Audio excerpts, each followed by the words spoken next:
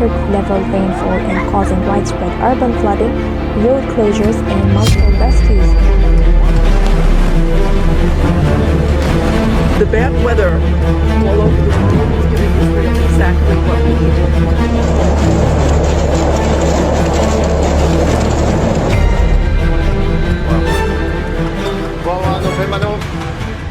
En Jerusalén, algo ocurrió a plena luz del día, no en secreto, no en silencio, ante cámaras, testigos y personas que tardaron segundos en comprender lo que estaban viendo.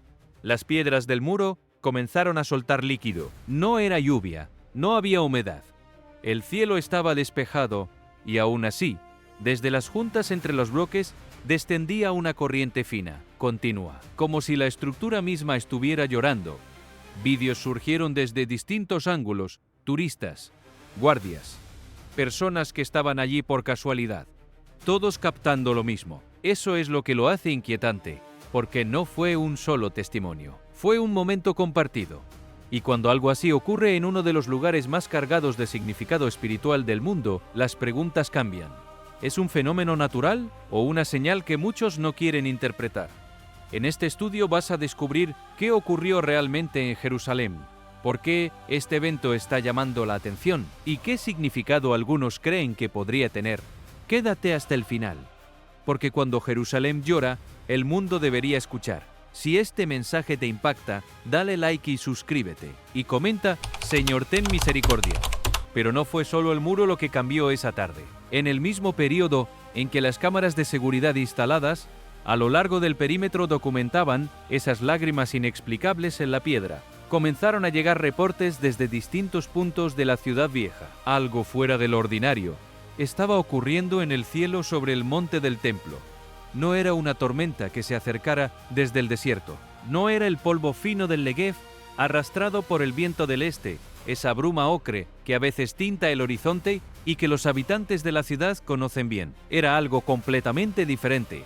Algo que no encajaba en ninguna de las categorías con que los meteorólogos describen el comportamiento normal de la atmósfera. Las nubes se estaban organizando, no de manera aleatoria, no en la forma caótica y dispersa en que las nubes normalmente flotan y se deshacen y se reforman sin dirección. Se organizaban de manera deliberada, con una intención que los observadores desde abajo podían percibir aunque no pudieran articular, como si algo externo, desde afuera del sistema climático, les estuviera dando forma con un propósito claro. Figuras colosales comenzaron a aparecer en el cielo sobre la ciudad.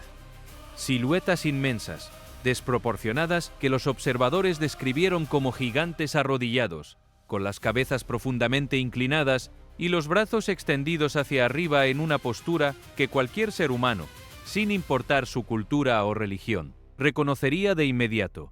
Súplica.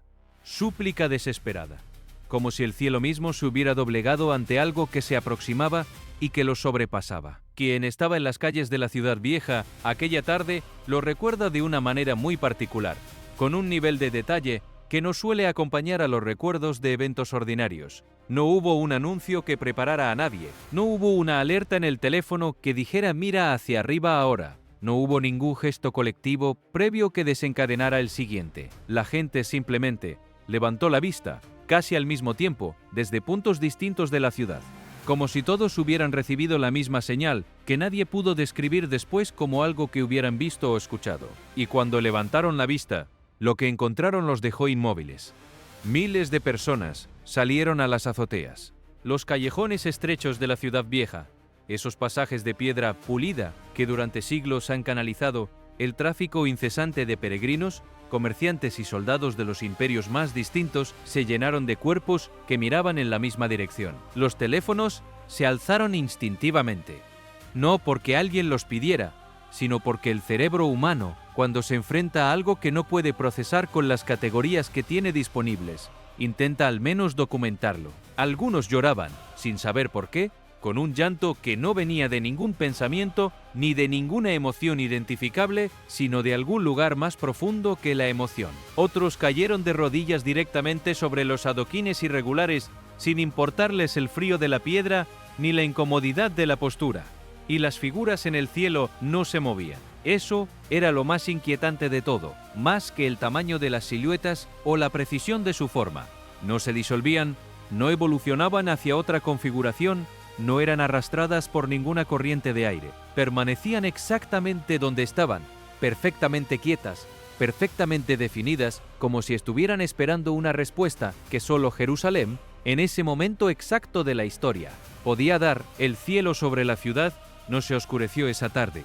Sangró. Un carmesí profundo, vivo, casi palpitante, se extendió por el firmamento de una manera que ningún atardecer normal, por espectacular que sea, puede explicar ni imitar. No era el anaranjado suave y sedoso del ocaso cuando el sol se hunde detrás de las colinas de Judea.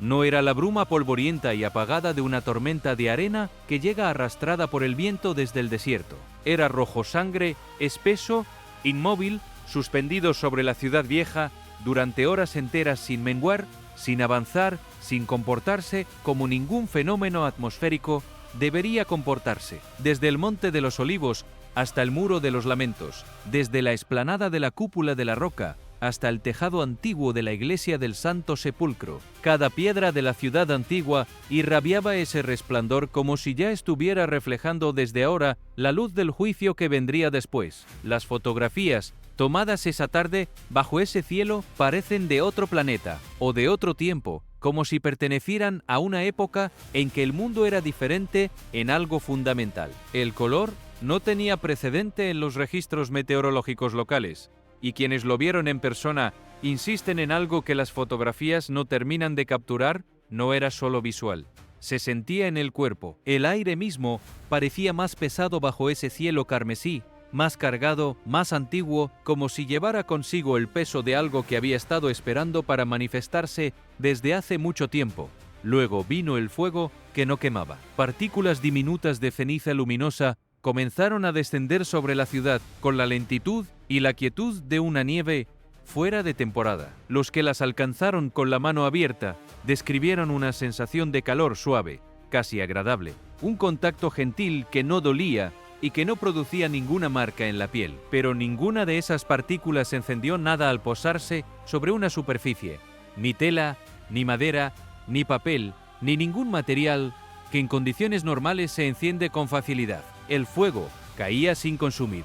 Era fuego en la forma pero no en el efecto. Y, donde cada mota tocaba una superficie sólida, en el pavimento, en las piedras de los muros medievales, en los capós de los automóviles estacionados, a lo largo de las calles estrechas, en las pañoletas blancas de las mujeres que corrían buscando refugio bajo los arcos de la ciudad vieja, dejaba atrás algo que nadie había pedido y que nadie sabía cómo comenzar a explicar.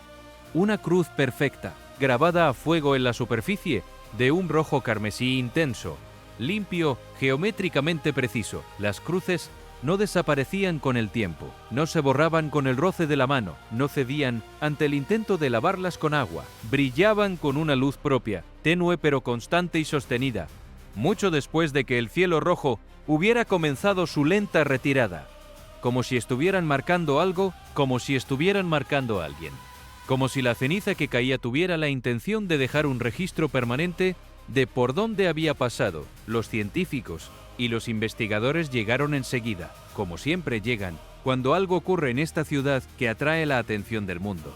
Los instrumentos también. Se tomaron muestras de las superficies marcadas con las cruces, se analizó la composición química de las partículas de ceniza, se consultaron bases de datos atmosféricas de todos los países de la región buscando fenómenos similares que pudieran ofrecer un precedente. Polvo del Sáhara mezclado con contaminación industrial de alta temperatura.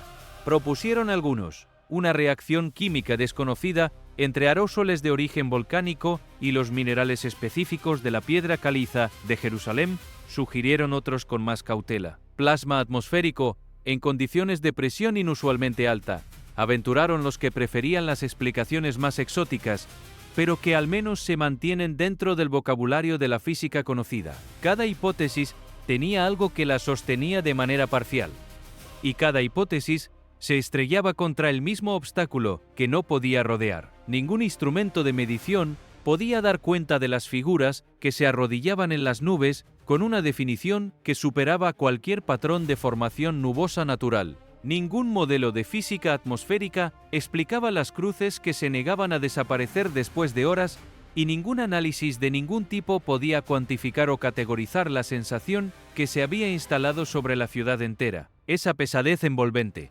ese manto de duelo colectivo que nadie había decretado, pero que todos llevaban puesto sin haberlo elegido, porque eso era lo que más perturbaba a quienes estuvieron allí esa tarde y esa noche. No el espectáculo visual, por extraordinario que fuera, era lo que se sentía. Un peso en el aire que no correspondía a ninguna lectura barométrica. Una tristeza que no tenía origen en ningún pensamiento ni en ninguna situación personal de quien la experimentaba. Personas que no se conocían entre sí y que luego compararon sus experiencias describían exactamente la misma sensación. Una pena profunda, casi insoportable, que llegaba de afuera, que se colaba por los poros sin pedir permiso y que no guardaba relación con ningún problema propio ni con ninguna preocupación de esa tarde en particular. Era como si la ciudad entera estuviera de luto por algo que aún no había sucedido. El profeta Joel, hace más de 2500 años, usó palabras muy precisas para describir algo que se parece a esto. Mostraré prodigios en el cielo y en la tierra, sangre, fuego y columnas de humo. El sol se convertirá en tinieblas y la luna en sangre, antes de que llegue el día grande y terrible del Señor. Hay gente que lee esas palabras y ve poesía religiosa antigua, la expresión exaltada de un mundo que explicaba los fenómenos naturales en términos sobrenaturales, porque no tenía las herramientas científicas que tenemos ahora. Y hay gente que leyó esas palabras esa tarde, parada en la azotea de su casa, con el cielo carmesí encima y las cruces brillando en el pavimento debajo, y vio algo que se parecía más a un boletín de noticias que a un poema. El cielo carmesí fue el prólogo, porque mientras el rojo comenzaba su retirada lenta del horizonte, algo más estaba ocurriendo simultáneamente, no en el aire sino en la tierra, no en la superficie, sino debajo de ella.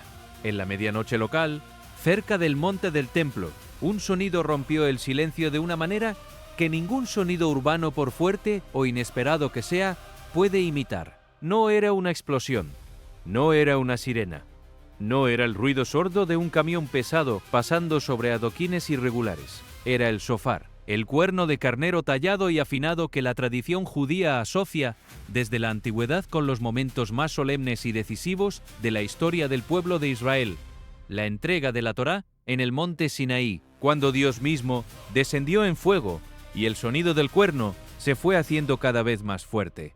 La caída de los muros de Jericó, cuando 7 sacerdotes sonaron 7 trompetas de carnero durante 7 días, y en el 7º día marcharon 7 veces alrededor de la ciudad, y en el momento exacto en que el pueblo gritó, los muros cayeron, y el llamado, que las Escrituras describen como la señal que precederá el retorno del Mesías, ese toque de shofar que los que esperan ese día llevan oyendo en su imaginación desde hace generaciones. Un sonido que lleva milenios codificado en la memoria religiosa y cultural del pueblo judío, y que cualquier israelí, creyente, practicante o completamente secular, reconoce en el instante mismo en que lo escucha, porque está grabado en algo que está más profundo que la memoria consciente. Nadie lo estaba tocando.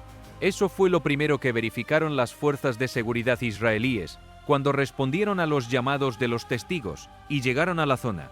No había instrumentos musicales de ningún tipo en el área, no había altavoces ocultos, no había cables ni equipos de amplificación, no había ningún dispositivo de reproducción de sonido que pudiera explicar lo que cientos de personas estaban escuchando al mismo tiempo. No había ninguna persona en el perímetro inmediato de donde provenía el sonido, que parecía emerger directamente desde debajo de las piedras antiguas, desde algún lugar en las profundidades de la estratificación de siglos que existe bajo el suelo del monte del templo. Y sin embargo, el sonido no era débil ni amortiguado, como inevitablemente lo sería si viniera de debajo de metros de tierra y roca sólida. Era claro, nítido, poderoso, expansivo, viajaba por el aire de la ciudad vieja de una manera que los testigos describieron repetidamente como imposible. Llegaba desde el Muro de los Lamentos hasta el Monte de los Olivos con la misma intensidad, sin atenuarse con la distancia, como si no hubiera ninguna ley de la acústica que lo gobernara, como si las reglas que rigen la propagación del sonido en el espacio hubieran decidido no aplicarse esa noche. Los rabinos llegaron al lugar junto con los militares. Los ingenieros de sonido y los técnicos llegaron después, con equipos de detección y análisis de frecuencias. Se revisaron las grabaciones desde todos los ángulos disponibles buscando alguna pista que apuntara hacia una fuente identificable, y encontraron exactamente lo que los testigos ya sabían intuitivamente que iban a encontrar. Nada, cero fuente natural identificable. Cero fuente tecnológica rastreable. El shofar sonaba desde ninguna parte concreta, y al mismo tiempo sonaba en todas partes, al mismo tiempo con una ubicuidad que los equipos de medición no sabían cómo registrar. La investigación urgente, lanzada conjuntamente por el ejército israelí y por varios organismos científicos internacionales, sigue oficialmente abierta. Ningún resultado concluyente ni ninguna explicación satisfactoria ha sido publicada hasta el momento. Pero hay algo en este fenómeno que los análisis técnicos no pueden capturar porque no tienen ninguna categoría disponible para hacerlo.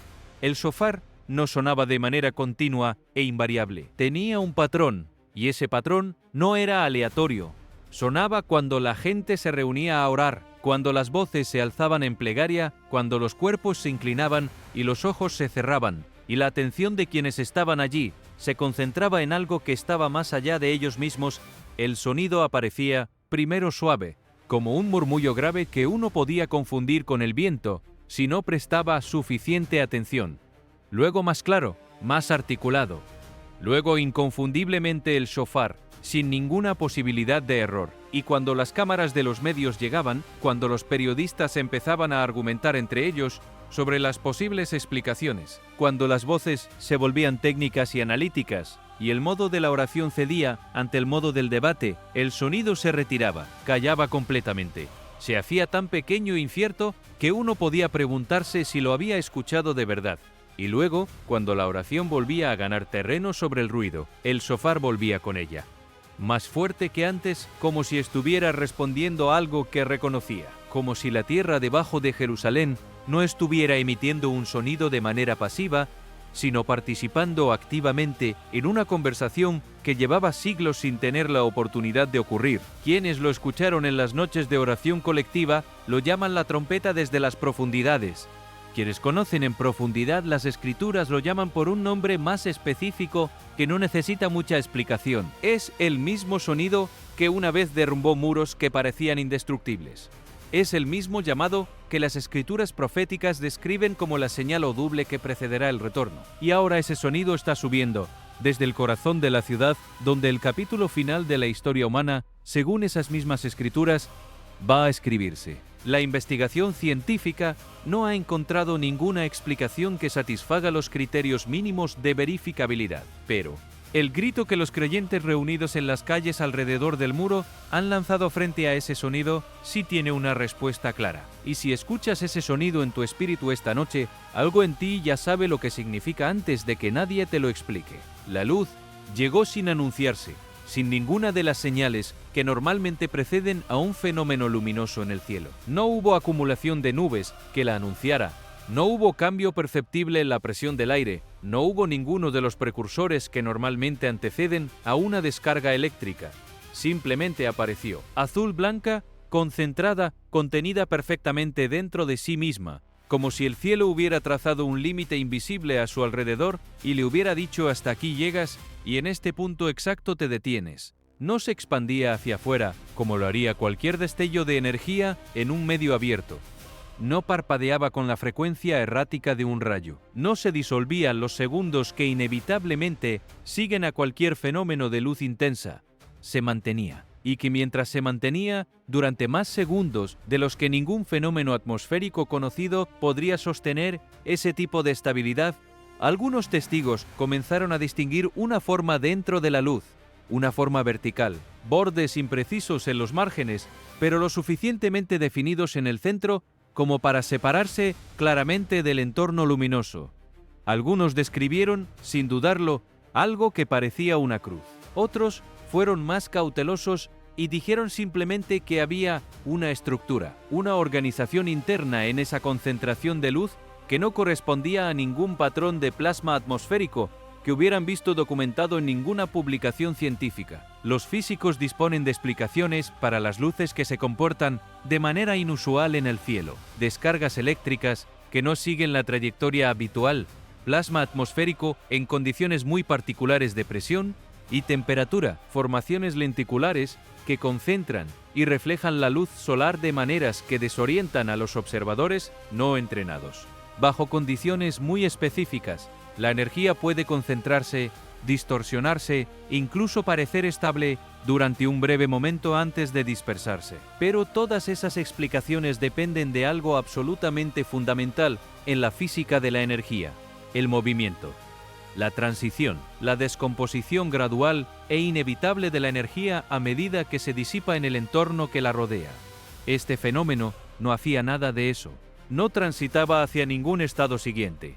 Aguantaba en un punto fijo con una persistencia que ninguna teoría podía justificar sin recurrir a algo que excede los marcos de referencia habituales. Y luego se detenía. Y ese detenerse, ese momento en que la luz simplemente cesó sin dar paso a nada que pudiera actuar como continuación lógica, fue lo que convirtió lo visual en algo que resultaba mucho más difícil de categorizar que el fenómeno en sí mismo, porque después de que la luz desapareció, el silencio que llegó no era el silencio que sigue a una tormenta cuando ésta ha pasado completamente. No era esa quietud satisfactoria del después, esa calma que indica que un sistema se ha completado y que el mundo está volviendo gradualmente a su estado de referencia.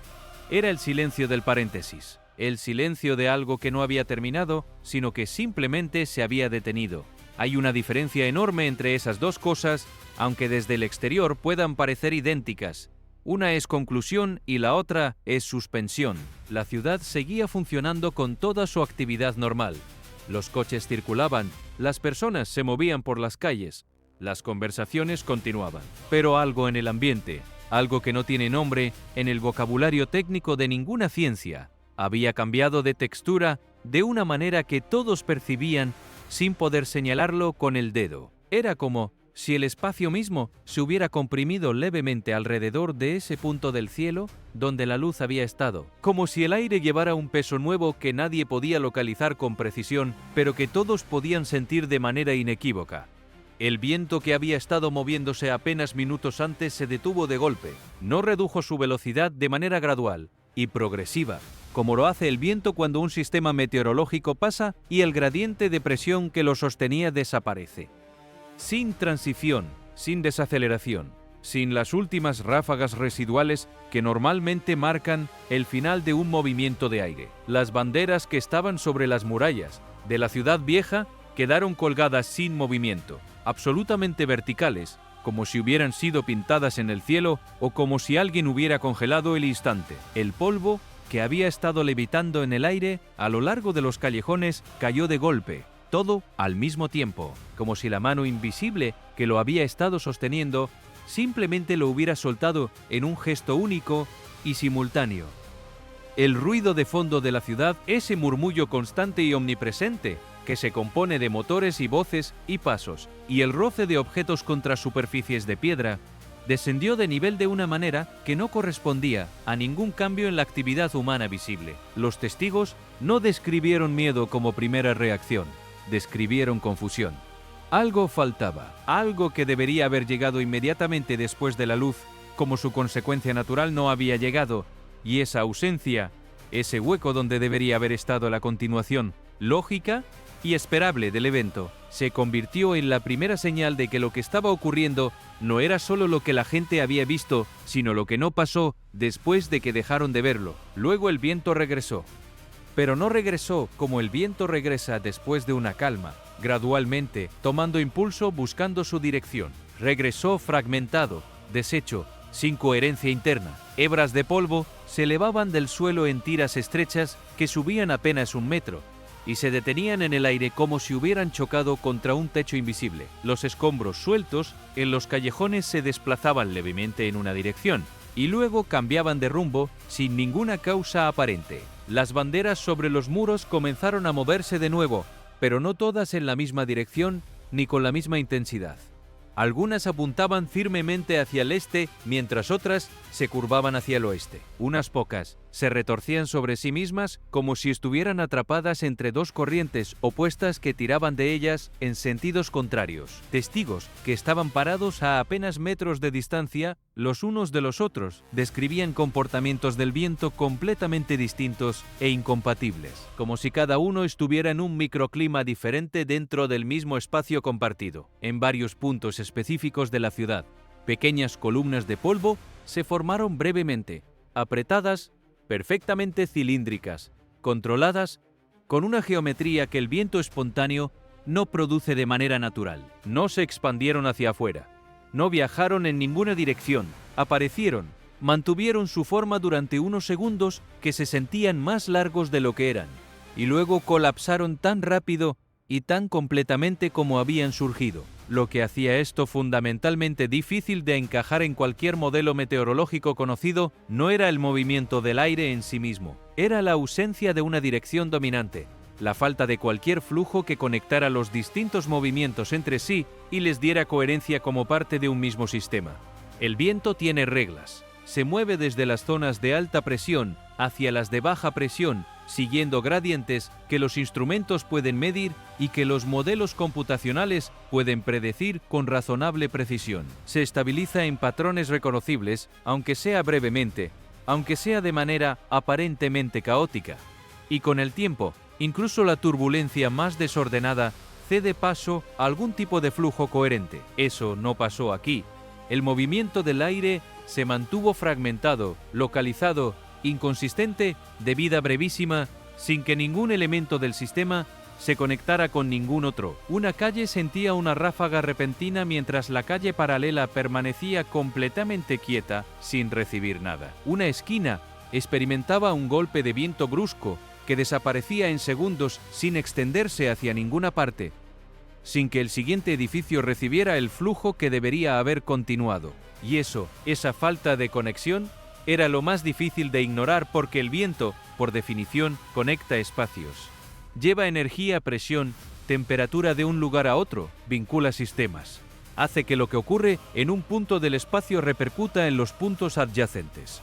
Pero este viento no conectaba nada. Cada pequeña perturbación existía sola, sin relación con las demás, como si múltiples disturbios estuvieran ocurriendo simultáneamente en el mismo espacio sin haber sido generados por ningún sistema común. Y esa confusión duró hasta que llegó el granizo. El sonido llegó antes de que nadie pudiera rastrear su origen. Afilado, metálico, completamente aislado al principio. Luego suficientes impactos seguidos como para formar algo que se parecía superficialmente a un patrón, pero que no correspondía a ningún patrón meteorológico conocido, porque esto no era lluvia. La lluvia cae de manera gradual, primero algunas gotas exploradoras, luego más densas, luego el aguacero completo. Esto golpeaba, con fuerza, con peso, con una intensidad que no había tenido ninguna fase previa de acumulación ni de preparación. Empezó directamente en su intensidad máxima, como si no hubiera necesitado construirse a partir de un estado inicial menor, piezas grandes, compactas, sólidas que los testigos describieron como pelotas de hielo más que como granizo convencional, golpeando tejados y vehículos y las superficies de piedra de Jerusalén con la fuerza suficiente para abollar metal y para hacer eco entre los muros antiguos de una manera que resonaba en los callejones como algo que no querías escuchar de noche estando solo, y tampoco caía de manera pareja sobre la ciudad. Algunas calles recibían impacto tras impacto en rápida sucesión mientras las zonas adyacentes permanecían casi completamente intactas, sin una sola marca en el pavimento. La distribución era desigual, selectiva, localizada, de una manera que las tormentas de granizo producidas por sistemas meteorológicos normales no producen, porque esos sistemas cubren áreas geográficas amplias y su intensidad varía de manera gradual con la distancia al centro, no de manera abrupta entre calles paralelas. En el libro del Apocalipsis hay un pasaje que no intenta describir la mecánica de cómo se forma el granizo ni los procesos atmosféricos que lo producen. Describe simplemente lo que hace: el impacto, el peso, el descenso súbito. Apocalipsis 16 y 21. Del cielo cayeron sobre los hombres enormes piedras de granizo, cada una del peso de un talento. La descripción no busca explicar el mecanismo. busca transmitir la magnitud y la cualidad de algo que llegó desde arriba, sin que nadie lo hubiera visto venir ni hubiera tenido tiempo de prepararse. Lo que hizo que este momento en Jerusalén se pareciera a esa descripción no fue el tamaño específico del granizo en comparación con las medidas bíblicas, fue el contexto en que apareció y la manera en que lo hizo. La luz que se había mantenido quieta donde ninguna luz se queda. El silencio que no era el silencio de algo que terminó, sino el de algo que se detuvo. El viento que no fluía en ninguna dirección coherente, y ahora el impacto que llegó sin que ningún sistema lo produjera visiblemente. No era una tormenta que progresara por etapas naturales.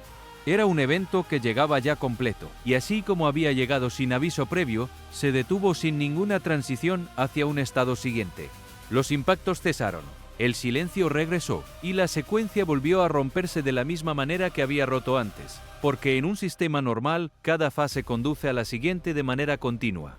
El viento construye lluvia, la lluvia construye granizo, el granizo se disuelve gradualmente en lluvia residual, y luego en llovizna, y luego en nada. Esa cadena no existió aquí. Solo momentos aparentemente en secuencia, pero sin ninguna conexión causal entre ellos. Las señales dejaron el cielo y comenzaron a surgir de la tierra misma, en el Monte de los Olivos y en las zonas que rodean los sitios más sagrados de Jerusalén. El suelo comenzó a respirar. No es una manera de hablar. No es una metáfora elegida para hacer el relato más interesante. Testigos presenciales filmaron el fenómeno desde distintos ángulos y los videos muestran todos la misma cosa inequívocamente.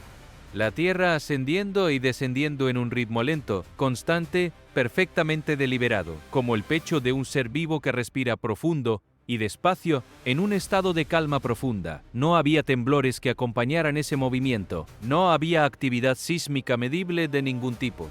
Los sismógrafos instalados en la red de monitoreo geológico de la región no registraban ninguna perturbación, solo ese movimiento rítmico y pausado, imposiblemente controlado y regular para ser un fenómeno geológico espontáneo, que se repetía sin variación durante periodos que los testigos describieron como significativamente más largos de lo que habrían esperado de cualquier anomalía pasajera. El suelo bajo los sitios sagrados de Jerusalén estaba respirando, como si la tierra debajo del lugar exacto donde Jesús de Nazaret rezó en agonía la noche antes de su arresto, donde sus discípulos durmieron cuando Él les había pedido que velaran, donde los profetas caminaron y donde las palabras que los textos sagrados prometían como señales de un tiempo específico comenzaban a cumplirse, estuviera viva de una manera que ningún libro de geología sabe nombrar, ni ningún modelo de la dinámica de la corteza terrestre ha sido diseñado para predecir. Al mismo tiempo, grietas perfectas comenzaron a abrirse en los caminos antiguos de la zona, no grietas aleatorias producidas por el asentamiento del terreno o por la presión del agua subterránea, que siguen las líneas de menor resistencia en la roca y que nunca producen formas geométricas reconocibles. Estas grías seguían un patrón. Se cruzaban en ángulos perfectamente rectos, formando cruces grabadas en la tierra y en la piedra que los testigos midieron y que en todos los casos resultaron ser cruces latinas de proporciones reconocibles, no intersecciones aleatorias de líneas de fractura natural, no unas pocas, no dispersas en distintos lugares sin relación entre sí. Docenas de ellas alineadas de maneras que los observadores describieron como deliberadas, extendiéndose por decenas de metros a lo largo de los senderos que los peregrinos han usado durante siglos para llegar al Monte de los Olivos.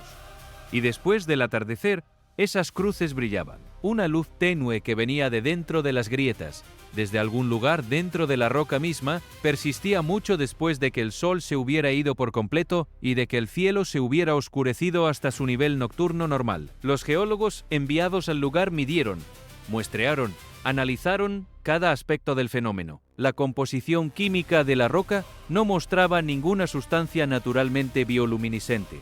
No había campos de electricidad estática en concentraciones suficientes como para generar ninguna emisión de luz visible. No había ninguna fuente de energía identificable por ningún instrumento disponible que pudiera explicar ese resplandor que persistía hora tras hora sin ceder. Las cruces brillaban. Esa fue, al final, la única conclusión posible, porque no había manera de decir de dónde venía la luz, y entonces, en medio de todo esto, llegó la imagen que nadie esperaba, aunque en retrospectiva resultaba ser exactamente la que correspondía a ese lugar y a ese momento. En el jardín de Getsemaní, donde hace 2000 años un hombre que la tradición cristiana identifica como el Hijo de Dios sudó sangre mientras rezaba en la oscuridad antes de ser traicionado por quien había comido con él en la misma mesa, hay un olivo que lleva décadas sin dar señales de vida. Seco, quieto en todas las estaciones, testigo mudo e indiferente de siglos de historia que han pasado por encima de sus raíces como oleadas de un mar que no lo toca. Ese árbol reventó en flor. En plena temporada seca, sin lluvia reciente, sin ninguna condición ambiental que lo justificara según ningún conocimiento de botánica o de fenología de los olivos, en esa región del mundo, el árbol cubrió todas sus ramas de flores blancas pequeñas y densas. No unas pocas flores tímidas y dispersas que pudieran atribuirse a alguna fluctuación hormonal o a alguna respuesta a un estímulo ambiental menor no registrado. Flores, en abundancia verdadera, en la cantidad y la densidad de una floración plena de primavera, cayendo en una lluvia suave y constante sobre la tierra del jardín. Y cuando los pétalos se acumularon en el suelo debajo del árbol, formaron algo. No un montón aleatorio y sin forma de material orgánico. Formaron una corona de espinas. El jardín donde Jesús llevó su última noche de libertad, antes de la cruz, se estaba coronando a sí mismo, con espinas. En silencio, sin que ninguna mano humana interviniera ni guiara el resultado. Los biólogos convocados al lugar revisaron el árbol, tomaron muestras de tejido, analizaron los niveles hormonales del floema, buscaron cualquier explicación fisiológica que pudiera dar cuenta de una floración fuera de temporada de esa magnitud en un árbol que no había mostrado actividad biológica significativa en décadas. Las personas que estaban en el jardín esa noche, sin embargo, no buscaban ninguna explicación botánica. Estaban de rodillas en la tierra, entre los pétalos blancos que seguían cayendo, con las manos juntas o con los brazos abiertos, llorando de una manera que no correspondía a ningún evento externo, sino a algo que ocurría por dentro. Porque lo que estaba pasando en ese jardín no era naturaleza comportándose de manera inusual, era la Tierra Santa llorando en el único idioma que siempre ha hablado, el idioma de las señales, el idioma que los que conocen las Escrituras reconocen de inmediato. Y si el suelo hablaba,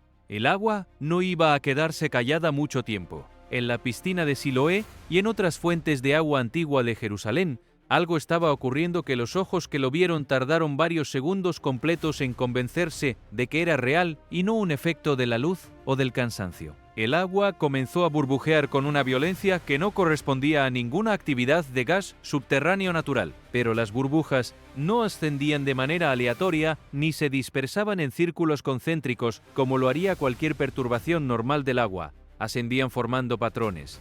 Letras en alfabeto hebreo antiguo que emergían desde el fondo, tomaban forma en la superficie durante varios segundos, con la claridad suficiente para ser fotografiadas, y luego se disolvían para ser reemplazadas por la misma secuencia de letras otra vez.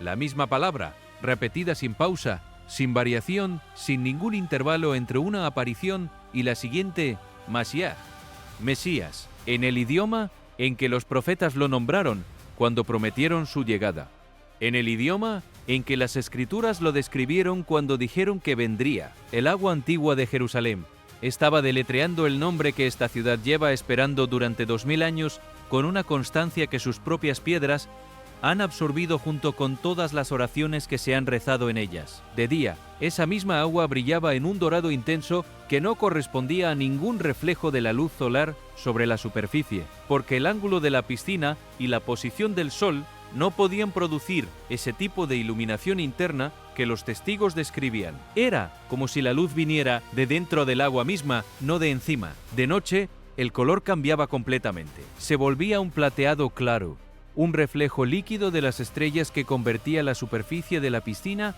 en algo que se parecía más a un espejo del cielo que a un cuerpo de agua en la tierra. Las personas que se acercaron a beber de esa agua, o simplemente a lavar sus manos o sus rostros en ella, describían todas exactamente la misma experiencia interna sin haber comparado sus relatos previo. Una ola de tristeza profunda, casi física en su intensidad, mezclada simultáneamente con una esperanza tan vasta que resultaba casi insoportable sostenerla. Muchos cayeron de rodillas llorando, sin poder identificar ninguna razón personal para el llanto. La emoción no venía de ningún pensamiento, ni de ningún recuerdo, ni de ninguna situación presente. Venía de afuera y entraba. Y luego lo que hizo que los científicos presentes se miraran unos a otros en silencio, sin saber qué decirse. Varios individuos ciegos que lavaron sus ojos en esa agua reportaron en esos mismos minutos flashes de luz intensa. No la recuperación completa de la visión, solo flashes, destellos de claridad inesperada que llegaban y se iban en segundos. Sus ojos no habían respondido a ningún tratamiento médico ni quirúrgico en años, en algunos casos en décadas. Las pruebas de laboratorio realizadas sobre muestras del agua no mostraron ningún compuesto activo que pudiera explicar ningún efecto farmacológico sobre el tejido ocular. El agua era agua común desde el punto de vista de su composición química, excepto que el agua estaba formando letras en la superficie y las personas ciegas que la tocaban comenzaban a ver luz. El agua también se movió por las calles de la ciudad, no desde el cielo hacia abajo, no como consecuencia de ninguna lluvia acumulada que hubiera saturado las superficies impermeables y buscara drenaje hacia los puntos más bajos. Llegó desde adentro, desde abajo, desde algún lugar que los mapas de ingeniería de la Jerusalén moderna no terminan de mapear con precisión, porque debajo de la ciudad actual hay otra Jerusalén más antigua. Y debajo de esa hay otra más antigua todavía, capas de historia superpuestas durante milenios que guardan canales tallados en la roca y cisternas excavadas a mano y rutas de conducción de agua que han estado ahí desde antes de que existiera ningún registro escrito de quién las construyó ni para qué. El agua apareció en los caminos de piedra de la ciudad vieja, ya en movimiento, ya con dirección, ya con una velocidad que indicaba que llevaba tiempo desplazándose por algún lugar antes de salir a la superficie, no llegando paulatinamente, no acumulándose desde cero. Llegó llegando, en canales estrechos, con dirección clara, con un propósito que los testigos describieron con la misma palabra una y otra vez, aunque venían de experiencias y lugares distintos, como si recordara. Como si el agua supiera exactamente por dónde ir, porque había ido por ahí antes, siglos atrás, y la memoria del camino seguía grabada en la piedra que lo rodeaba. Algunos tramos de los escalones de piedra, que llevan siglos en su posición actual, pisados por millones de peregrinos de todas las religiones y todas las épocas, comenzaron a llevar agua fluyendo sobre su superficie, no desbordándose desde arriba, como lo haría el agua de lluvia acumulada en el nivel superior, sino brotando desde debajo y avanzando contra la pendiente en algunos casos, lo cual contradice la mecánica elemental de los fluidos. En ciertas áreas, el flujo era constante y sostenido durante varios minutos. En otras, la calle paralela permanecía completamente seca, sin ningún rastro de humedad. La distribución no correspondía a ningún patrón que los ingenieros del municipio de Jerusalén pudieran relacionar con las redes de infraestructura hidráulica existentes debajo de la ciudad. Y luego, como todo lo demás en esa secuencia de eventos, el movimiento se detuvo, sin ninguna fase de desaceleración, sin que quedaran charcos que continuaran expandiéndose o que dejaran un rastro de la dirección del flujo. El agua dejó de moverse, y lo que quedó no fue inundación ni humedad extendida, sino ausencia, como si lo que había estado ahí nunca hubiera tenido la intención de quedarse, sino solo de pasar. Antes de que el agua terminara de desaparecer de la vista, los animales en distintos puntos de la ciudad ya estaban respondiendo a algo, no a la vista del agua ni a ningún otro estímulo visible, a algo que estaba en el ambiente, pero que el sistema sensorial humano no estaba equipado para detectar directamente. Las bandadas de aves que habían estado dispersas sobre los tejados y los arcos de la ciudad vieja se reorganizaron de repente en grupos compactos que circulaban en un espacio aéreo confinado sin desplazarse en ninguna dirección. No huían de ningún peligro visible, no perseguían ninguna fuente de alimento. Giraban y se mantenían en el mismo punto del cielo. Se separaban brevemente en subgrupos y volvían a reunirse, como si algo en el aire los mantuviera dentro de un perímetro invisible que ninguno cruzaba. Los cuervos, presencia habitual en los muros de la ciudad vieja, donde anidan en las grietas de la piedra antigua, se congregaron en cantidades que los residentes con experiencia describieron como significativamente superiores a lo normal. Al principio estaban en silencio, lo cual ya era inusual. Luego, todos al mismo tiempo, comenzaron a emitir llamadas. no el canto continuo y variado de un grupo de aves en su actividad habitual. Ráfagas cortas, sincronizadas entre ellas, casi idénticas entre un individuo y otro, seguidas de un silencio abrupto y completo, como si alguien desde algún lugar que no era visible estuviera marcando un ritmo que ellos seguían con una obediencia que no se les conocía. Los perros reaccionaron después. En distintos barrios de la ciudad, en casas que no tenían relación geográfica ni comunicación entre sí, animales que hasta ese momento habían estado tranquilos en su comportamiento nocturno habitual empezaron a manifestar angustia todos al mismo tiempo, no en secuencia, no el primero alertando al siguiente que alertaba al siguiente en cadena, como suele ocurrir cuando hay un sonido o un olor que se propaga, todos juntos, sin gradación temporal perceptible, ladrando, moviéndose de un lado a otro, sin poder quedarse en ningún lugar, rechazando el contacto que en otras circunstancias habrían buscado, sin que ninguna amenaza visible justificara la respuesta. Algunos individuos se orientaban en la misma dirección desde posiciones y distancias completamente distintas, como si convergieran en señalar algo que estaba en ese punto, aunque no hubiera nada visible ahí para los ojos humanos. Los residentes que observaban el comportamiento de sus animales mientras todo esto ocurría a su alrededor, entendieron algo antes de que nadie se los explicara. Los animales estaban reaccionando a la inminencia de algo que todavía no había llegado completamente, pero que estaba claramente en camino. Entonces la gente levantó los teléfonos, no de uno en uno, no en la secuencia de imitación social, donde alguien ve a alguien else hacer algo y lo replica. En grupos simultáneos, en distintos barrios, en distintas elevaciones, en calles que no tenían línea visual entre sí, ni ningún medio de comunicación instantáneo que pudiera coordinarlos. Personas que no se conocían entre sí miraron hacia el mismo punto del cielo al mismo tiempo y levantaron sus cámaras para registrar algo que todavía no habían visto, pero que sentían que estaba a punto de ocurrir, sin ningún evento visible que detonara la reacción. Sin ninguna señal audible, la reacción llegó antes que el evento, lo cual invierte el orden en que se supone que funciona la causalidad, al menos en el mundo que estamos acostumbrados a habitar. Yo no escuché nada, dijo una mujer que estaba cerca del muro cuando ocurrió, pero supe que tenía que mirar. No tengo manera de explicar cómo lo supe. Simplemente supe. Y cuando miré, todos los que estaban conmigo también miraban. Y todos mirábamos exactamente al mismo punto, desde los balcones más altos de la ciudad hasta los escalones más bajos cerca de las puertas antiguas. Las personas mantuvieron esa posición de espera durante varios segundos que se sentían más largos de lo que el reloj marcaba, mirando, grabando, esperando algo que no podían describir, pero que sentían con una certeza que no requería argumento.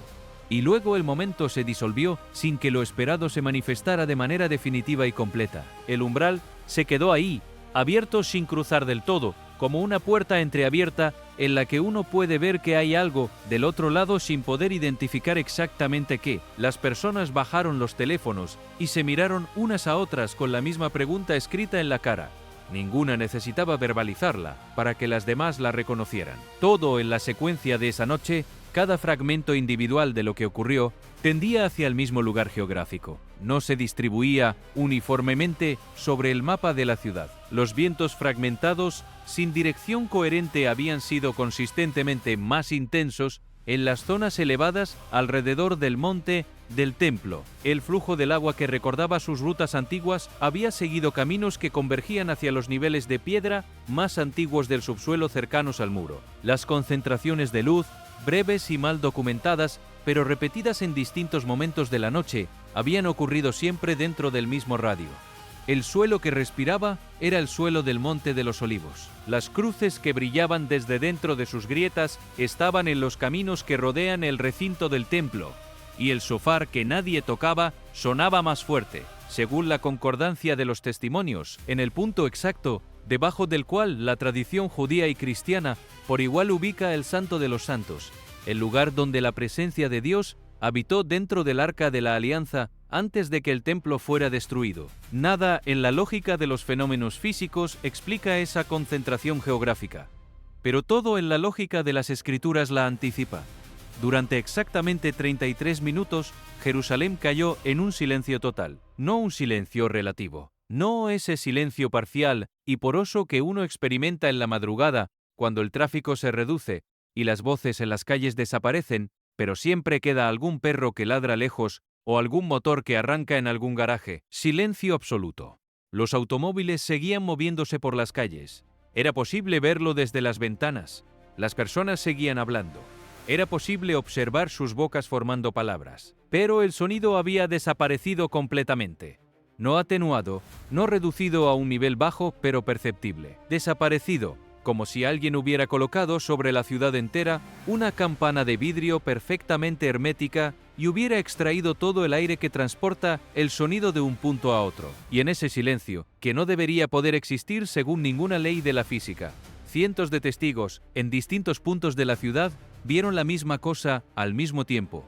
Una figura caminando por la Vía Dolorosa. Luz blanca pura, sin contornos nítidos en sus bordes, pero perfectamente definida en su forma general, alta, sin sombra proyectada sobre las piedras que pisaba, caminando despacio, con la calma de alguien que conoce bien el camino porque lo ha recorrido antes. La figura no emitía ningún sonido, sus pasos no producían ningún eco en los muros de piedra que flanquean ese callejón estrecho que durante 2000 años ha sido identificado como el camino que Jesús de Nazaret recorrió cargando la cruz hacia el Gólgota. Pero, a cada lugar que pasaba, el aire se llenaba de algo que los testigos describieron de maneras ligeramente distintas en el vocabulario que elegían, pero con el mismo núcleo sensorial en todas las versiones. Una fragancia de lirios, fresca, nítida, inequívoca, sin ninguna fuente visible en las calles de piedra y polvo de la ciudad antigua, donde en esa hora no había flores de ningún tipo. Los teléfonos grabaron todo el tiempo que duró el silencio. Las imágenes fueron capturadas desde ángulos múltiples, y cuando los 33 minutos terminaron y el sonido regresó de golpe, como si la campana de vidrio se hubiera roto de repente, la figura había desaparecido. 33 minutos, el mismo número que, según la tradición cristiana unánime, corresponde a los años completos que Jesús de Nazaret vivió en la tierra antes de su crucifixión. En ese silencio de 33 minutos que la ciudad no debería haber podido producir, el cielo caminó por las calles de Jerusalén. Para comprender por qué todo esto importa más allá del asombro momentáneo que produce, hay que entender el marco dentro del cual estas señales tienen sentido. Ese marco no está en los titulares de los noticieros ni en las declaraciones de los portavoces oficiales. Está en un texto que tiene casi 2000 años y que habla con una especificidad y una precisión que desconcierta profundamente a quienes se toman el tiempo necesario para leerlo con atención, sin prisas. La primera carta del apóstol Pablo a los creyentes de Tesalónica, capítulo 5, Pablo escribiéndole a una comunidad de personas que vivían con la misma pregunta que nosotros también llevamos, la misma pregunta que esta noche Jerusalén está poniendo de relieve con cada señal que surge de sus piedras y de su cielo. ¿Cuándo? ¿Cuándo va a ocurrir lo que se prometió? ¿Cuánto tiempo más va a durar la espera? Y la respuesta de Pablo no es una fecha en el calendario ni un plazo calculable. Es algo mucho más útil que una fecha. Es una descripción de la estructura del tiempo que viene. Lo que Pablo llama el día del Señor no es un día de 24 horas marcado en un almanaque profético. Es un período, un tiempo extendido con una estructura interna. Como cuando decimos en el idioma de todos los días de mi juventud o los días de gloria de un imperio, sin querer decir que la juventud duró un solo día o que el imperio fue glorioso durante 24 horas. El día del Señor tiene las características de un día solar completo. Comienza en la oscuridad, avanza gradualmente hacia la aurora, alcanza la plena luz del mediodía y luego se cierra con otra noche. Esa estructura es la que los profetas usaron para describir lo que viene, y es la que Pablo aplica cuando les habla a los tesalonicenses sobre el tiempo que se avecina para el mundo después de que la era de la gracia llegue a su fin. Lo que Pablo describe dentro de ese periodo no es menor en ninguna de sus dimensiones. Es el momento en que Dios dejará de tratar el pecado humano con la paciencia y la contención que ha ejercido durante toda la era de la gracia y comenzará a tratarlo de manera directa, pública, dramática, con un juicio de escala universal que el mundo en ninguno de sus periodos previos habrá experimentado en ninguna escala comparable. Los profetas del Antiguo Testamento ya habían pintado este tiempo en colores que no dejan ningún margen para la ambigüedad interpretativa. Isaías, capítulo 13. He aquí que el día del Señor viene, cruel, con indignación y ardor de ira, para convertir la tierra en soledad y raer de ella a sus pecadores. Las estrellas de los cielos y sus luceros no darán su luz. El sol se oscurecerá al nacer, y la luna no dará su resplandor. Y castigaré al mundo por su maldad, y a los impíos por su iniquidad. No es lenguaje poético, elegido para hacer el mensaje más impresionante. Es la descripción de consecuencias reales que afectarán al cielo físico, a la tierra física, y a los seres humanos que en ese tiempo sigan eligiendo vivir en oposición deliberada a Dios. El profeta Sofonías añade los detalles del carácter sonoro y visual de ese momento. El día del Señor está cerca, día de ira, día de angustia y de aprieto, día de alboroto y de asolamiento, día de tiniebla y de oscuridad, día de nube y de entenebrecimiento, día de trompeta y de algazara sobre las ciudades fortificadas. Pero el día del Señor no se agota en el juicio. Tiene también una segunda parte, una segunda fase que los profetas describen con un vocabulario completamente diferente. El mismo Sofonías, en el capítulo 3 de su libro, cambia de registro de manera que es imposible no notar el contraste. Canta, hija de Sión. Da voces de júbilo, Israel. Regocíjate y gózate de todo corazón, hija de Jerusalén. El Señor ha apartado tus juicios, ha echado fuera tus enemigos. El Rey de Israel, el Señor, está en medio de ti. Nunca más verás el mal. Primero la oscuridad del juicio para los que rechazaron la oferta de la gracia. Después la luz del reino, la paz duradera que los imperios humanos nunca pudieron producir. La presencia del Rey en medio de su pueblo de una manera que ya no se irá. El milenio es el nombre que la teología cristiana ha dado a ese periodo. El tiempo en que Cristo gobernará personalmente la tierra, en que Israel será bendecido, de la manera que generación tras generación de profetas prometieron, en que el mundo experimentará finalmente lo que siempre estuvo al alcance de haber sido si la humanidad hubiera elegido diferente en cada una de las encrucijadas en que tuvo la oportunidad de elegir. La relación entre la venida de Cristo por su Iglesia y el comienzo del día del Señor es el núcleo de lo que Pablo le explica a los tesalonicenses en ese capítulo 5 que estamos mirando. Vosotros, hermanos, no estáis en tinieblas para que aquel día os sorprenda como ladrón. El día del Señor viene como ladrón en la noche, sin anuncio previo, sin señales que permitan calcularlo con anticipación. Para el mundo que no está mirando, para el mundo que ha decidido que las señales no significan nada, o que Dios no existe, o que el tiempo sigue indefinidamente sin consecuencias, el día del Señor llegará como sorpresa absoluta. El texto es brutalmente honesto sobre lo que ocurrirá en ese momento. Cuando digan paz y seguridad, entonces vendrá sobre ellos destrucción repentina, como los dolores de parto a la mujer encinta, y no escaparán. El mundo estará diciendo que tiene todo bajo control, que los sistemas de estabilidad funcionan, que hay bases para el optimismo, exactamente en el momento en que todo eso se derrumbe, de manera irreversible. Pero los creyentes no están en esa oscuridad. No porque hayan alcanzado algún nivel de perfección moral o de santidad personal que los haga merecedores de un tratamiento diferente, sino porque pertenecen a otro tiempo, a otro día. Vosotros sois todos hijos de la luz e hijos del día. No somos de la noche ni de las tinieblas. Y esa distinción no es meramente simbólica ni retórica, es ontológica. Es real en el mismo sentido en que es real la diferencia entre estar dentro de una casa cuando la tormenta llega y estar afuera de ella, expuesto a lo que viene. El período de juicio que Pablo describe está diseñado específicamente para tratar con un mundo que rechazó a Cristo durante la era en que la gracia estuvo disponible. Un creyente en Cristo no tiene lugar en ese período, no porque pueda esconderse de él o porque sea invisible a él, sino porque ya no pertenece a la dispensación dentro de la cual ese período ocurrirá. Ya pertenece al día de la gracia, ya tiene una cita diferente que precede a esa. El mismo evento que cierra el día de la gracia, abre el día del Señor. La venida de Cristo por su Iglesia, ese momento que la teología describe como el rapto o la traslación de la Iglesia, marca simultáneamente el final de una era y el comienzo de la siguiente. Es la bisagra entre los dos periodos. Y la instrucción práctica que Pablo da a partir de esa realidad no es el pánico ni la parálisis, sino la vigilancia activa y la sobriedad que corresponden a quien espera algo con certeza aunque no conozca la hora exacta. No durmamos como los demás, sino velemos y seamos sobrios.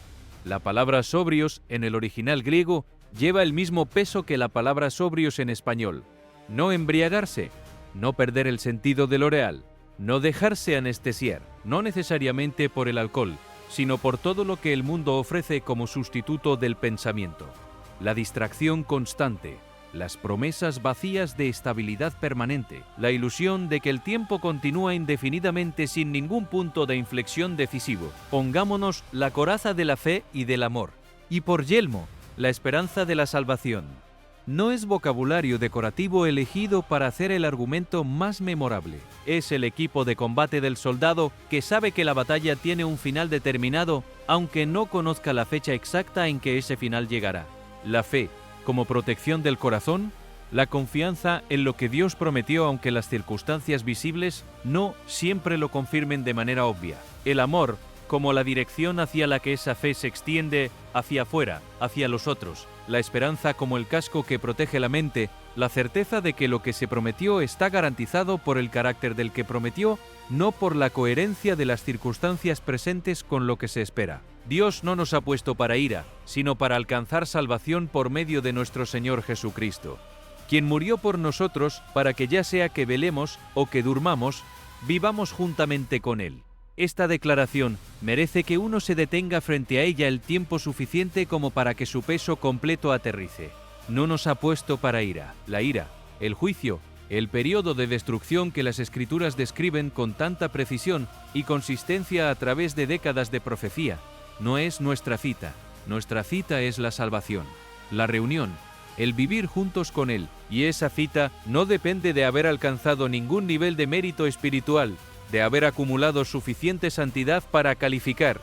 Hay una sola condición: haber confiado en Jesucristo como Señor y Salvador, el que murió por nosotros para garantizar exactamente ese resultado. El libro del Apocalipsis describe en el capítulo 6, usando el mismo vocabulario que Isaías y Sofonías usaron siglos antes, lo que ocurrirá cuando ese día del Señor comience en su fase de juicio.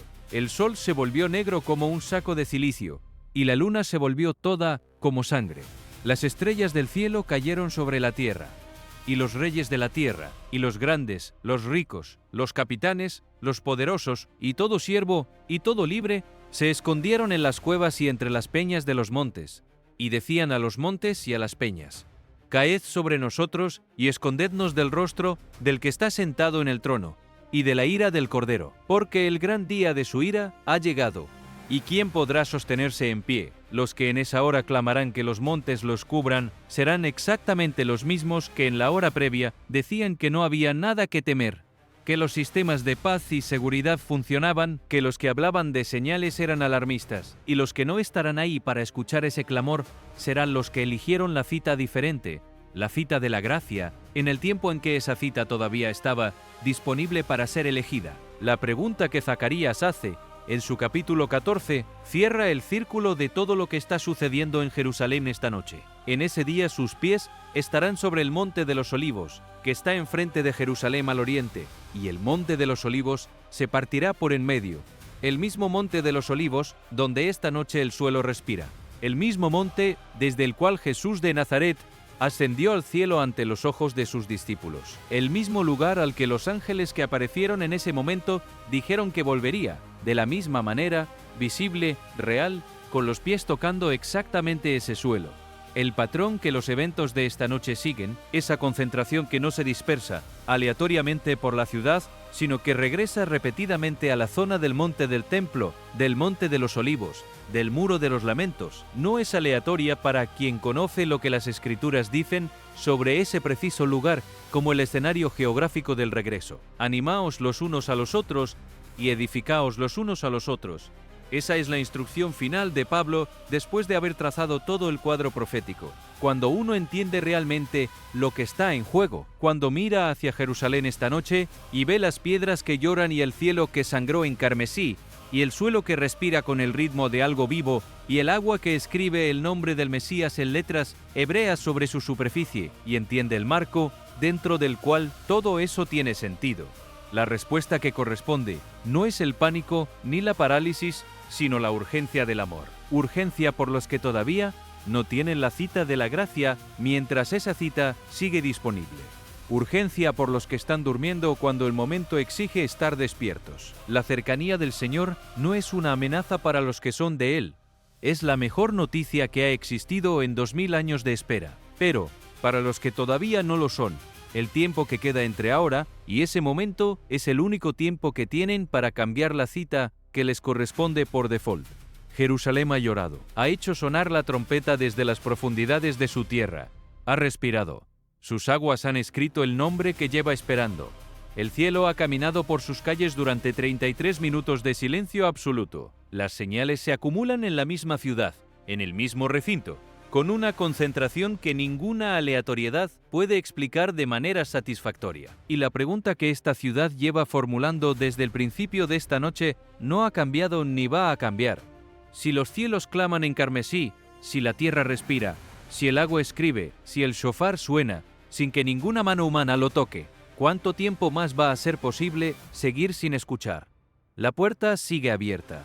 El rey está en el umbral. Y esta noche, Jerusalén ha dicho todo lo que una ciudad puede decir antes de que cada persona que escucha tenga que responder con algo más que palabras. Pero hay algo más que necesita ser dicho sobre la naturaleza de lo que está ocurriendo, algo que va más allá del inventario de señales y que entra en la pregunta de por qué estas señales específicamente, en este lugar específicamente, en este momento específicamente, producen el efecto que producen en quienes las contemplan.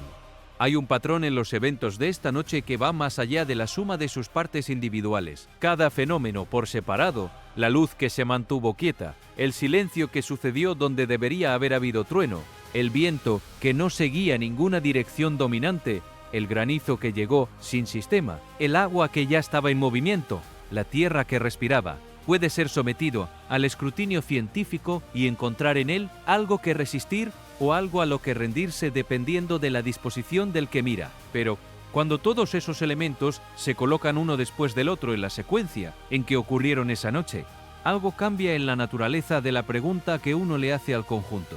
Ya no es ¿cómo se explica este fenómeno? La pregunta se vuelve ¿por qué todos estos fenómenos diferentes están ocurriendo en este orden, en este lugar, respondiendo los unos a los otros como partes de una sola cosa? El libro de Joel, en su capítulo 2, no habla de un fenómeno único y aislado que señale el comienzo del día del Señor. Habla de una progresión, fuego que devora ante ellos, la tierra que tiembla ante su presencia, los cielos que se estremecen, el sol y la luna que se oscurecen. No un evento, una secuencia. Cielo, tierra, luz, oscuridad. Cada elemento siguiendo al anterior no de manera aleatoria, sino en un orden que refleja una voluntad organizadora. Y esa progresión no es solo visual, tiene una dimensión sonora. El Señor deja oír su voz delante de su ejército, porque muy grande es su campamento, fuerte el que ejecuta su orden. Sonido precediendo a lo que viene, como el shofar que nadie toca debajo del suelo del monte del templo en esta noche. El Salmo 97, en su versículo 2, no describe un cielo despejado y sereno como escenario del poder divino. Describe lo opuesto, nubes y oscuridad alrededor de él. No el cielo vacío y neutro de un día sin acontecimiento. Nubes, oscuridad, una condición atmosférica que se forma y se mantiene alrededor de su presencia como si la presencia misma requiriera ese entorno para manifestarse. Es un paralelo que los que estaban debajo del cielo carmesí esta noche, viendo las nubes que no se disolvían, sino que mantenían sus formas de gigantes arrodillados, no necesitan que nadie les explique. Lo sintieron en el cuerpo antes de que la mente pudiera articular la referencia. El libro de Job, en el capítulo 37, habla del control que existe sobre los fenómenos naturales que en su expresión superficial parecen caóticos. Él da órdenes a la nieve, cae en la tierra y a los aguaceros de lluvia, sed fuertes. Y la referencia no es a un caos controlado por azar, es a un mando y una respuesta.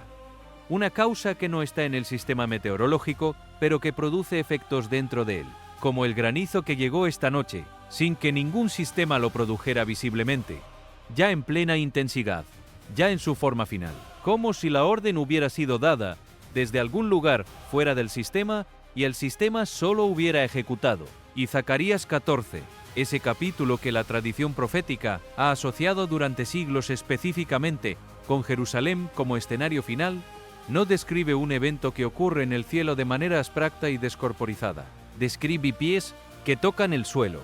En ese día sus pies estarán sobre el Monte de los Olivos. Es el monte específico, la ubicación geográfica precisa, el mismo suelo que esta noche respira en ese ritmo lento y deliberado que los instrumentos sísmicos no registran, pero que los ojos ven y las manos sienten. No es coincidencia geográfica.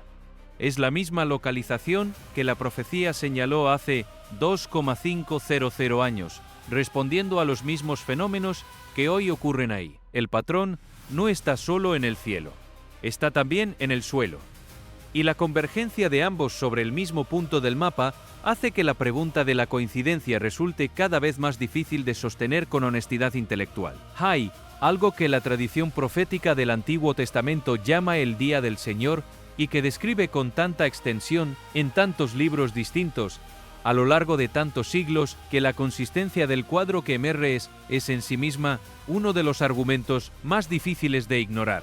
No hay un solo profeta que hable del Día del Señor, son docenas, y el cuadro que trazan, cada uno desde su propio contexto histórico y su propia perspectiva teológica, converge en los mismos elementos esenciales, un tiempo de juicio de escala global, precedido de señales en el cielo y en la tierra, concentrado geográficamente en Jerusalén y seguido por un periodo de paz y bendición que el mundo en ninguna de sus etapas previas ha experimentado.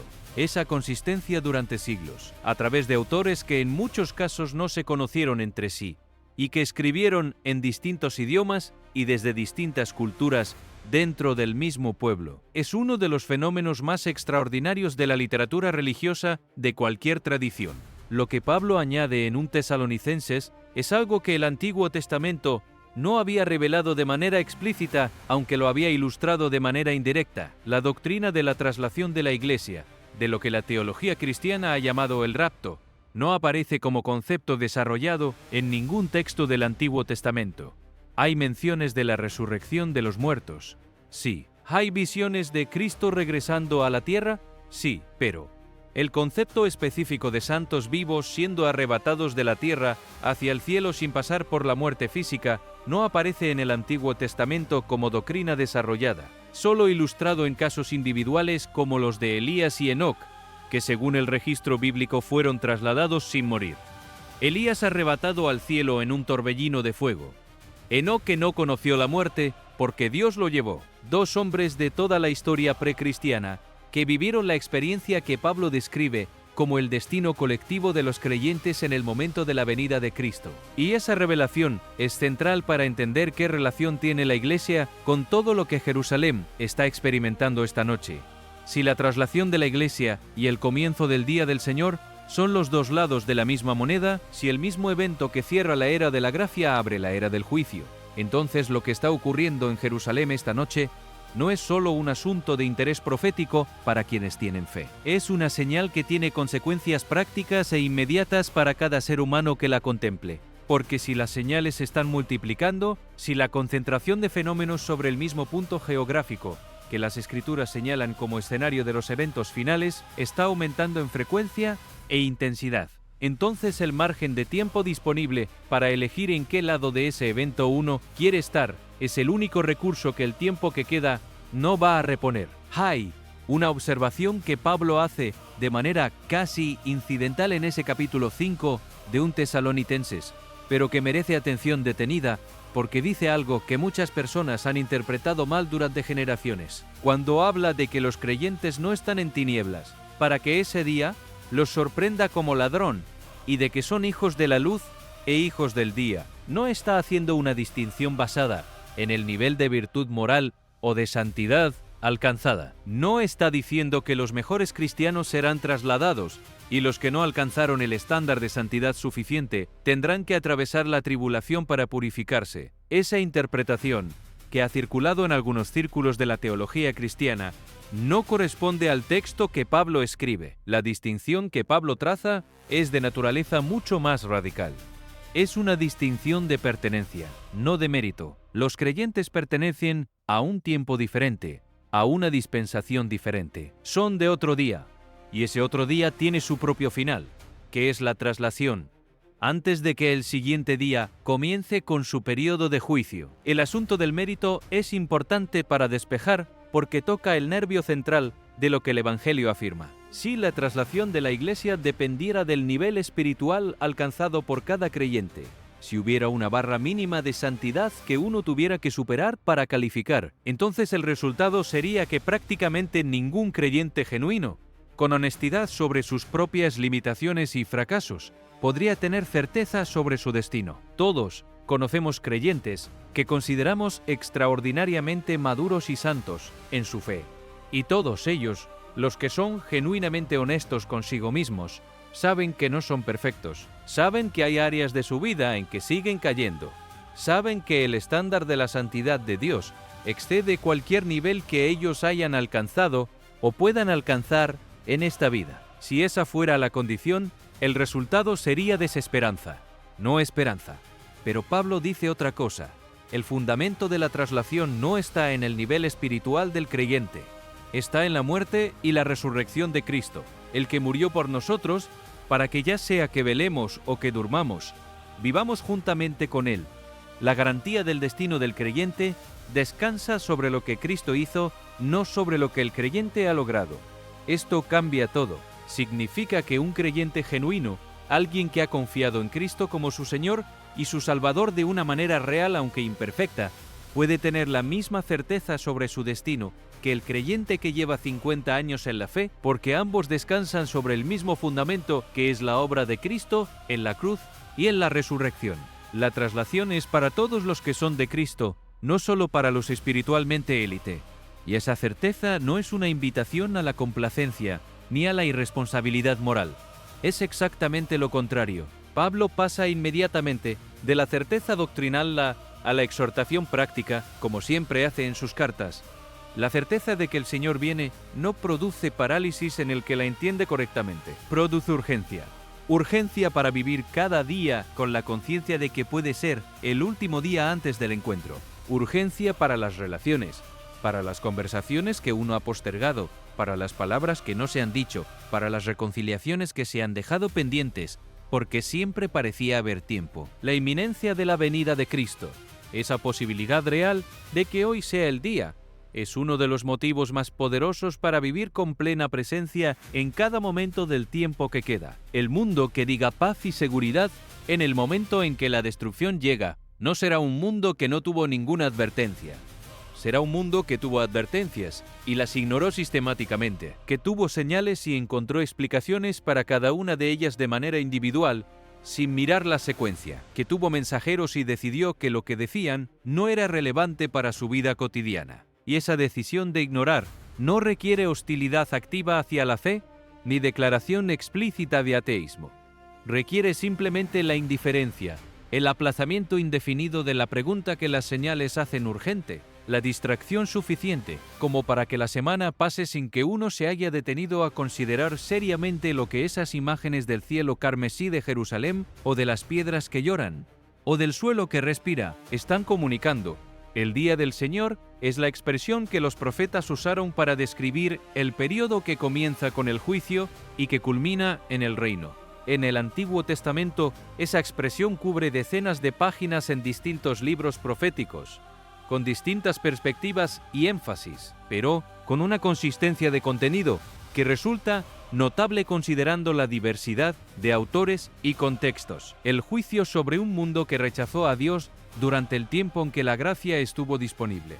El juicio sobre las naciones que oprimieron al pueblo de Israel a lo largo de la historia. La tribulación como período de refinamiento para los que en ese tiempo, después de la traslación de la Iglesia, lleguen a la fe. Y el reino milenial como la etapa final en que todo lo que los profetas prometieron sobre la paz y la justicia y la presencia del Rey en medio de su pueblo se materializa de una manera que el mundo nunca había visto. Para los creyentes que viven en la era de la gracia, la instrucción que Pablo da no cambia con los años ni con el nivel de señales que uno ve multiplicarse en el horizonte.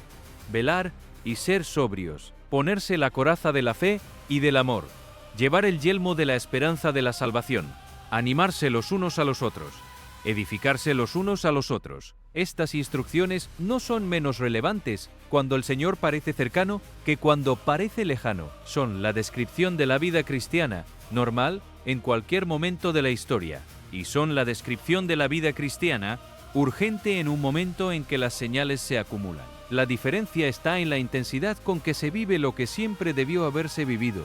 Y si hoy fuera el último día antes de la venida de Cristo, que sea un día bien vivido para su gloria y para el testimonio de la verdad. Eso es lo que Pablo le escribió a los tesalonicenses en la primera carta que les mandó.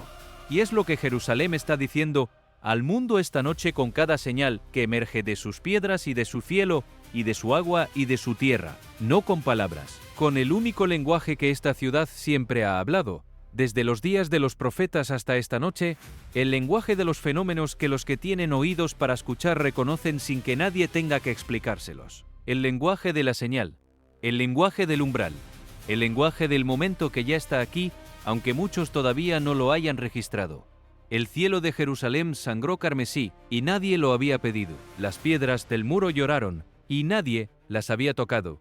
El shofar sonó desde las profundidades de la tierra y nadie lo tocó. El suelo del monte de los olivos respiró con el ritmo de algo vivo y ningún geólogo lo había predicho. El agua de Siloé escribió el nombre del Mesías y ninguna mano humana lo formó. Y en 33 minutos de silencio absoluto, que ninguna ley física puede producir, una figura de luz recorrió el camino que el Hijo de Dios recorrió hacia la cruz y dejó atrás el aroma de lirios en el aire de la ciudad que lo mató y que lo espera. Todo esto está sucediendo. Todo esto ha sido documentado. Todo esto existe en videos y en fotografías y en el testimonio concordante de personas que no se conocían entre sí y que describieron las mismas cosas desde lugares distintos sin haber coordinado sus relatos. Y la pregunta que todo esto hace no admite respuesta neutral, o tiene sentido dentro del marco que las escrituras han proporcionado durante siglos, o no tiene ningún sentido en absoluto. No hay una tercera opción cómoda. Hay algo específico en la metáfora del ladrón que Pablo usa en 1 Tesalonicenses 5 que merece ser examinado de cerca porque dice algo muy preciso sobre la naturaleza del día del Señor que a menudo se pierde en la lectura rápida. Un ladrón no llega anunciado, no llama a la puerta y no envía ningún mensaje previo avisando de su llegada. No hay señales que pertenezcan al evento del ladrón mismo, ningún precursor que le sea propio, ningún indicador que uno pueda monitorear para saber cuándo vendrá. Viene en el punto en que menos se lo espera, en el momento en que la guardia está baja, en el instante en que la persona que tenía que mantenerse alerta decidió que ya era suficiente y que podía relajarse porque nada había pasado durante mucho tiempo. Eso es exactamente lo que Pablo dice sobre el día del Señor.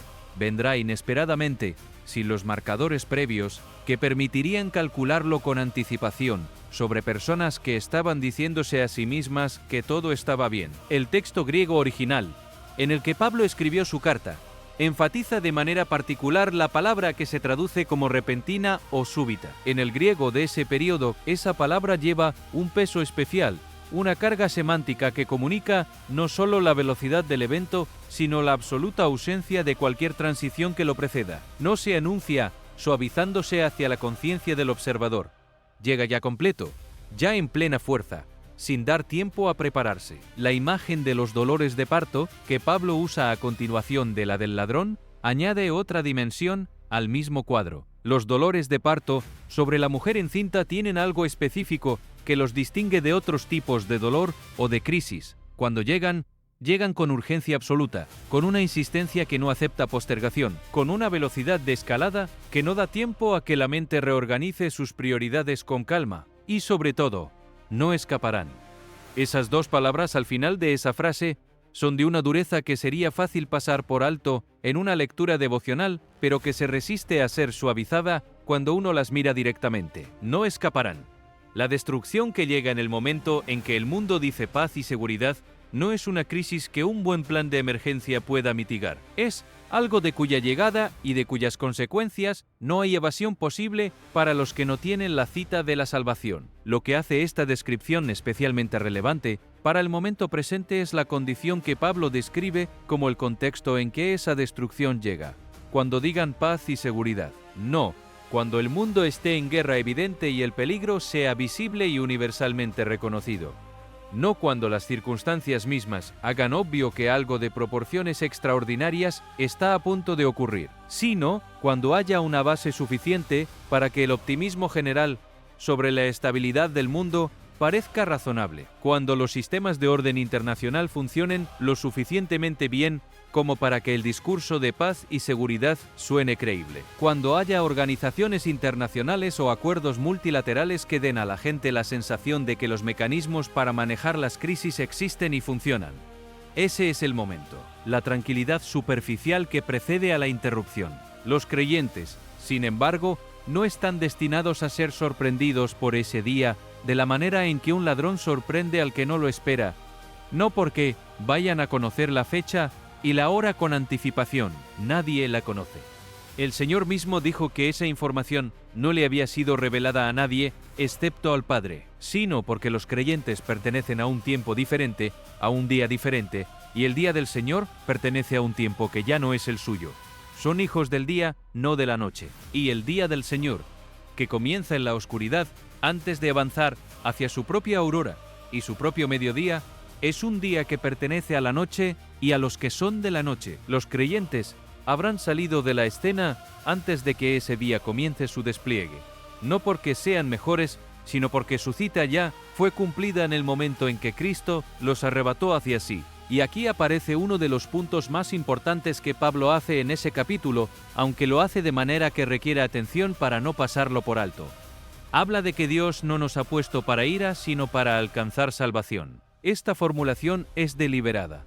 La ira y la salvación son presentadas como dos destinos distintos, dos citas distintas, dos tipos de relación con el día del Señor que no pueden coexistir para la misma persona. El que tiene la cita de la salvación no tiene la cita de la ira. El que tiene la cita de la ira no tiene la cita de la salvación en el sentido en que Pablo usa esa palabra aquí. No es que los dos coexistan en tensión para cada persona. Son mutuamente excluyentes como destinos, y el factor determinante no es el nivel de bondad moral alcanzado, sino a quién se pertenece, a Cristo o no a Cristo.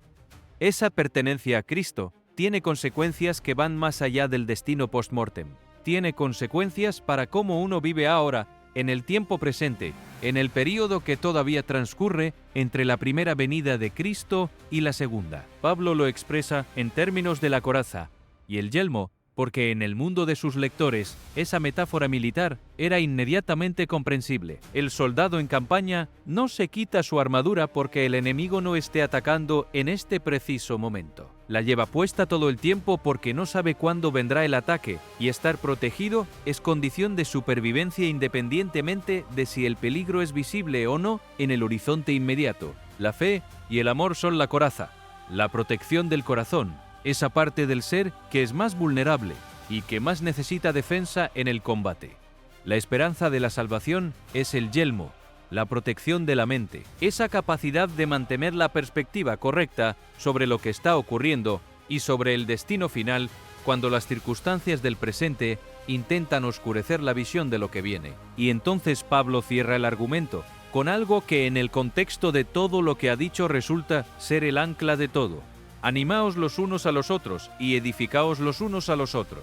La respuesta correcta al conocimiento profético no es el individualismo de sálvese quien pueda ni el espectacularismo de quien convierte las señales en objeto de entretenimiento espiritual. Es la comunidad, la edificación mutua, el aliento que fluye en las dos direcciones entre personas que comparten la misma esperanza y que en esa esperanza compartida encuentran la fuerza para seguir viviendo bien mientras el tiempo que queda continúa su curso. La profecía no fue dada para satisfacer la curiosidad intelectual sobre el futuro. Fue dada para moldear el carácter del presente. Y el presente que moldea la profecía entendida correctamente es un presente de urgencia, de amor, de trabajo, de testimonio y de una atención despierta que no se deja adormecer por nada de lo que el mundo ofrece como sustituto del pensamiento. Todo lo que el mundo ha aprendido sobre Jerusalén a lo largo de su historia larga y turbulenta converge en una sola cosa. Esta ciudad no es neutral, nunca lo ha sido. Es el lugar donde las decisiones sobre Dios tienen peso real, donde las preguntas sobre el destino humano se formulan con la urgencia de quien sabe que las respuestas importan, donde el cielo y la tierra se tocan de una manera que no es metafórica, sino que se manifiesta en fenómenos que los instrumentos miden sin poder explicar del todo. El hecho de que esta ciudad específica, y no otra, esté produciendo en este momento la concentración de señales que está produciendo, no es accidental desde ningún punto de vista que tome en serio las escrituras. Es la continuación de un patrón que tiene miles de años. El lugar sigue siendo el mismo, el patrón sigue siendo el mismo, y las señales siguen apuntando en la misma dirección en que siempre han apuntado cuando Jerusalén habla con esa intensidad que solo adopta cuando algo de importancia mayor está a punto de ocurrir. La ciudad santa ha llorado, ha hecho sonar la alarma, ha respirado desde sus entrañas, ha escrito sobre la superficie de sus aguas el nombre que lleva esperando, ha guardado 33 minutos de silencio, que ninguna ley de la naturaleza puede producir, y cada una de estas cosas, vista a la luz del marco que las escrituras proveen, no es una anomalía que necesita ser explicada, sino una señal que necesita ser escuchada. La diferencia entre una anomalía y una señal no está en el fenómeno mismo, sino en si uno tiene el contexto para reconocer lo que el fenómeno está comunicando. Una carta en un idioma que no conoces es solo papel con marcas. La misma carta en el idioma que sí conoces es un mensaje. Jerusalén lleva hablando en el idioma de los fenómenos durante toda su historia, y las escrituras son la gramática de ese idioma. Quienes la conocen leen lo que la ciudad dice. Quienes no la conocen ven fenómenos interesantes que esperan una explicación científica que, en este caso, los instrumentos disponibles no han podido proveer. Judío, cristiano, musulmán o quien no practica ninguna tradición religiosa. Esa fue la lista que el mensaje de esta noche incluyó cuando llamó a escuchar. No como si todas las posiciones teológicas fueran equivalentes, ni como si el contenido específico de lo que las escrituras dicen fuera negociable según la perspectiva de cada uno, sino porque la señal no discrimina a quien se le presenta, aunque sí discrimina a quien la reconoce. El cielo carmesí estuvo sobre Jerusalén para todos los que estaban en la ciudad esa tarde, independientemente de su fe o de su ausencia de fe. El shofar que sonó desde las profundidades de la tierra lo escucharon todos los que estaban en el radio de su alcance, creyentes y no creyentes por igual. Las señales no son privadas, son públicas, son exactamente lo que su nombre dice, señales para que los que tienen ojos para ver vean. Y la responsabilidad de ver, de reconocer lo que se muestra, es de cada persona que tiene los ojos abiertos y el tiempo suficiente para hacerse la pregunta. El Rey de Israel, el Señor, está en medio de ti. Nunca más verás el mal. Eso es lo que Sofonías escribió sobre Jerusalén en el día que viene después del juicio, en el día que los profetas llamaron la restauración. La ciudad que llora esta noche llorará de alegría en ese día. La ciudad que tembló esta noche será el centro desde el cual la paz se extienda hacia afuera en lugar del conflicto. El lugar donde el cielo y la tierra se tocaron de manera provisional. Durante siglos será el lugar donde esa unión se vuelva permanente. Y entre este momento y ese momento hay una sola cosa que cada persona que escuche esta noche puede hacer que cambie su posición con respecto a esa línea divisoria. Elegir la cita de la gracia, mientras la cita de la gracia sigue disponible para ser elegida. Antes de que el ladrón llegue, antes de que los dolores de parto comiencen, antes de que lo que se anuncia en el cielo de Jerusalén se convierta en lo que el mundo experimenta en toda su escala. Hay un detalle en la descripción que Pablo hace del comienzo del día del Señor que resulta instructivo precisamente porque es contraintuitivo. Uno esperaría que el inicio del periodo más oscuro de la historia humana fuera precedido por una situación de caos evidente, por guerras declaradas y economías en colapso y sistemas de orden social desintegrados, de modo que la llegada del juicio pareciera la consecuencia natural de circunstancias que ya eran insostenibles. Pero Pablo dice lo contrario. El mundo que recibirá el impacto del día del Señor en su fase inicial no será un mundo en crisis abierta y reconocida universalmente. Será un mundo que dice paz y seguridad, un mundo en el que las estructuras de estabilidad funcionan lo suficiente como para que ese discurso sea creíble. Puede ser, como la teología profética ha sugerido históricamente, un mundo en el que alguna forma de organización internacional haya ganado suficiente peso y credibilidad como para ofrecer una base real de esperanza en el orden colectivo. No una utopía completa, pero sí un contexto en el que el optimismo sobre la estabilidad del sistema parece razonablemente fundado. Y es exactamente en ese contexto en que la destrucción llega súbitamente, lo cual significa que el mundo que recibirá el impacto no estará preparado no por ignorancia de que el riesgo existe, sino porque habrá elegido creer que el riesgo estaba siendo manejado. Hay una diferencia enorme entre no saber que algo puede ocurrir y saber que puede ocurrir, pero decidir que los sistemas en lugar los protegen suficientemente.